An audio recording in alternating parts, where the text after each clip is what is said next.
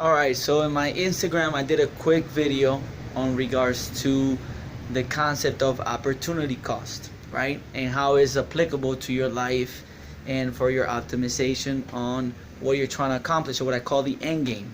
Okay? I'm walking here in the offices of Administered Medical. We had a great day. So part of this subject and part of the idea of making that video is because this is a topic that I talk to my clients, a lot of them, about. And the main thing that I'm trying to get across to them is the fact that we always have a trade-off.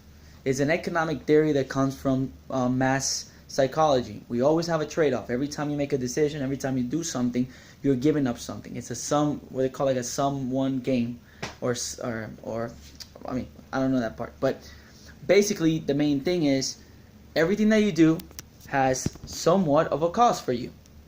The problem is, if you're not hyper aware of that cost, you might be in some way and somehow putting yourself in a situation where you're having very bad trade-offs, very bad opportunity costs. Okay, so what I was mentioning to you, a good example of that is, let's say you are watching a lot of Netflix, a lot of Hulu, you're sleeping a lot.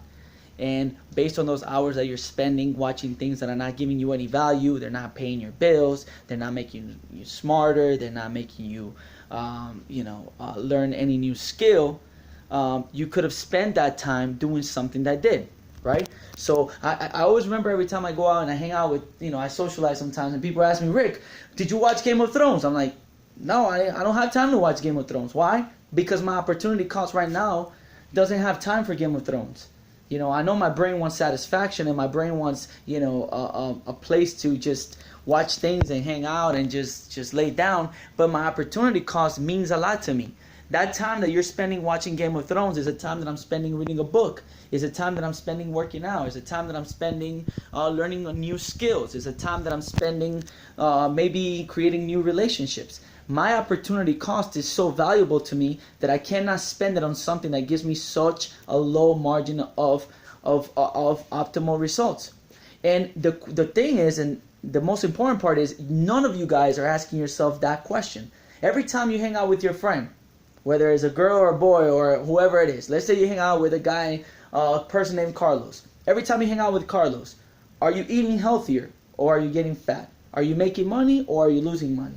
Are you learning a new skill or are you losing skills? Are you becoming more socially adaptable or less socially adaptable? Ask yourself that question about your social group.